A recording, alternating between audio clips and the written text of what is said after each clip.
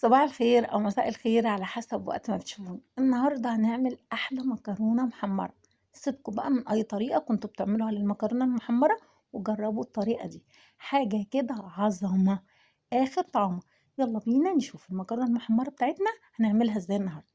أول حاجة طماطميتين، عندنا فلفل سبايسي، عندنا فصين توم بس، بصل بودر، توم بودر، كركم وكاري، وملح وفلفل أسمر، وهنا لون طعام صحي بيبقى بودر، ومكعب مرق. أول حاجة هنجيب السمنة أو الزيت اللي متوفر عندنا، وهنحط المكرونة بعد ما يسخن قوي الزيت أو السمنة، ونبتدي نحمر المكرونة في ثواني. اتحمرت، بعد ما اتحمرت كويس هنبتدي نحط فصين الثوم المفري، يا دوب ريحته تطلع بس، ونحط ساعتها الطماطم.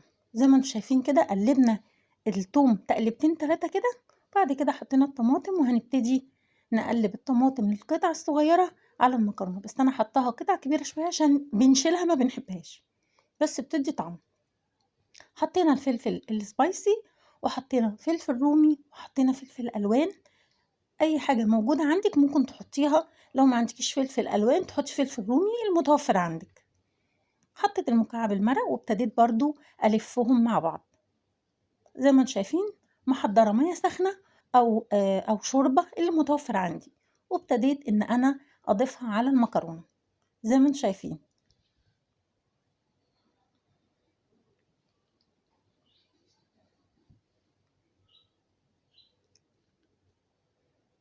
ريحتها حاجة كده عظمة. بعد كده حطيت كل التوابل اللي أنا قلتلكوا عليها، وابتديت أقلب كويس. بصوا بقى الألوانات بتاعتها، الألوانات متداخلة ورهيبة. أنا حطيت معلقة صغيرة دبس رمان ومعلقة صغيرة صويا صوص، لو مش متوفر عندك خلاص مفيش مشاكل، بس حبيت أقول لكم إن بقى فيه عبوات صغيرة ومش غالية. ويا ريت بقى لو عندك معلقتين صلصة حطيهم، ما عندكيش خلاص مفيش مشاكل، بس بتدي تست عالي هي ودبس رمان والصويا صوص. بصوا بقى لما استوت يا دوبك ابتدت تغلي، ووطيت عليها تستوي براحتها. زي ما انتم شايفين، على فكرة الكاميرا مش جايبة اللون الجميل بتاعها، لون احمر، او بس انا مصورة للمكرونة صورة، هي دي فعلا في البداية اللون الحقيقي بتاعها، هي فعلا الكاميرا ظلمها. زي ما انتم شايفين كده.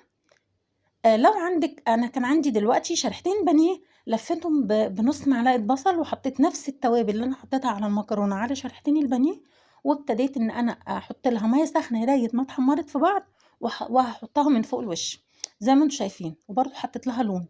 لو ما عندكيش خلاص ما فيش مشاكل، هي بتتاكل كده. بصوا بقى ريحتها تحفه، الواناتها بجد خطيره.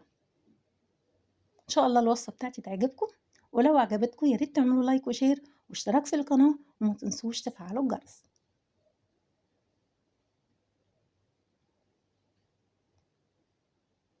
سلام.